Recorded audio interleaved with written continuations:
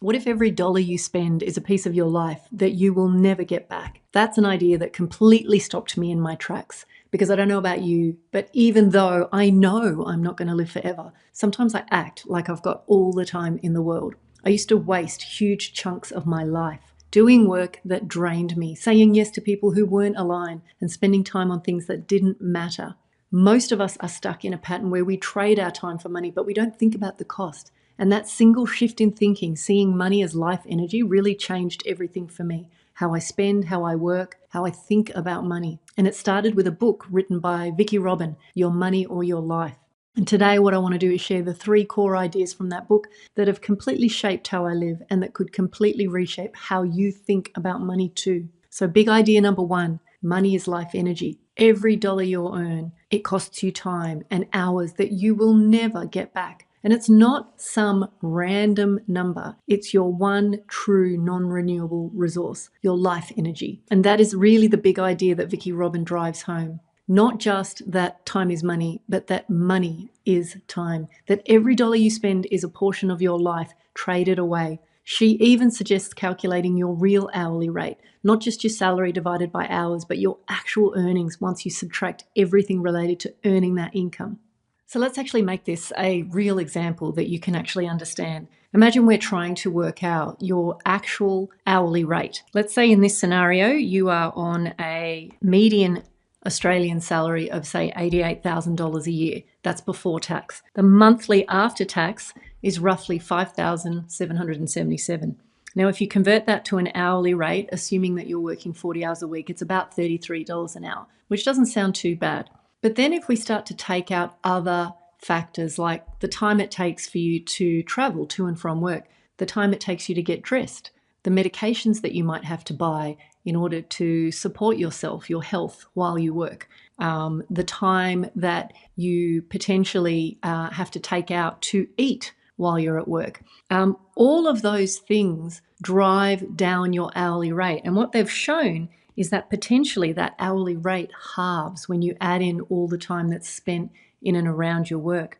So then when we start to think about, let's imagine that we want to spend $100 on a dinner out. Well, that's effectively 6.6 hours. If you want to spend $75 on some jacket that you see that you like, well, suddenly that's now 5 hours that you have to work to put that in your wardrobe.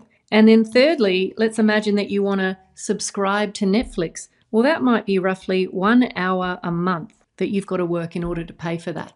So once you see spending as spending your life, not just your dollars, then your decisions get way sharper. So I'll say it again, not just time is money. We've all heard that, but that money is time. Now, when I first started my business, I said yes to everything and everyone. I thought that was how you serve, how you grow. But some clients really drained me. They'd never be satisfied. We would do some amazing investments, and then all they would say is, what's next? After reading Robin's book, I realized that wasn't just exhausting. It was actually costing me pieces of my life that I was never going to get back. So I started choosing my clients more carefully. I said no more often. I valued my time and energy more. And now that shift hasn't just changed how I run my business. It's changed how I choose my friends, how I spend my weekends, how I say yes to events. Your one and only true life currency is your life energy. So big idea number 2, decide what's enough. So most people never decide what enough looks like. So they keep chasing more income, more stuff, more goals. But Robin teaches that enough is your power. Once you know what enough means for you, you can stop moving the goalposts. So Vicki Robin's had a concept that she called the fulfillment curve, which really describes our relationship with money based on our sense of fulfillment and the amount of money that we're spending on our life. And what she talks about is the importance of really being able to define enough. What she found was there were various stages, milestones if you like, which really describe people's experience of more money. So at the starting point, if we have fulfillment on one axis and the amount of money that you spend on your lifestyle on the other, then essentially there are some milestones here. First of all, you've got survival. There's a basic amount of money that you need to be spending on your life to just make survival. Beyond that, you've got comfort, then you've got luxury. then really at some point you reach this point of excess where fulfillment starts to fall. And our job is really to determine where on this curve our definition of enough sits. Is it here, here, or here? So Robbins talks about this fulfillment curve where happiness rises with spending, but only to a point. And after that, more spending brings maybe less joy or even more stress. So let me tell you about a real life example. I worked with a guy who had over $20 million in assets. He had way more than enough to retire, to relax, to spend time with his kids, which he said was his highest value. But the problem was he couldn't stop. He worked 6 days a week. He was a workaholic. And while he wasn't working, he was just too tired to enjoy any time with his kids. He kept saying, just a little bit more, a little bit more. The problem wasn't money.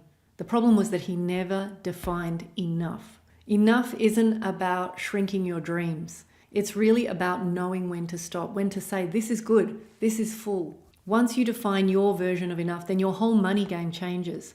So my big idea number 3 is that you need to compare what you've earned to what you've kept. So, there's a powerful and simple exercise that Robin suggests where she says, add up all the money that you've earned in your life, use bank accounts, tax returns, records, whatever you can find. And now look at what you've got. That means everything you own, life savings, cars, houses, minus everything you owe. So if you've earned $500,000, but your net worth is only $20,000, it means most of your money has been spent. Only a small piece is left working towards your future. So this isn't about feeling shame or blame, but it should give you a new perspective, a clearer one. It's not about guilt. It's about giving you the awareness to make new decisions from today. See, I think most people spend most of what they earn. That is absolutely normal. But learning to consistently set aside even the smallest percentage of what you earn to put towards your future self, that's rare. So if you take one thing from Vicki Robin's philosophy, let it be this. Wealth isn't about necessarily having more. It's about needing less. Most people will struggle to get filthy rich. That's a fact. But it's completely achievable to build back enough wealth to take control of your time. It doesn't mean dreaming small. It means choosing wisely so you can build a life that's rich in time, energy, and meaning. Thanks so much for watching.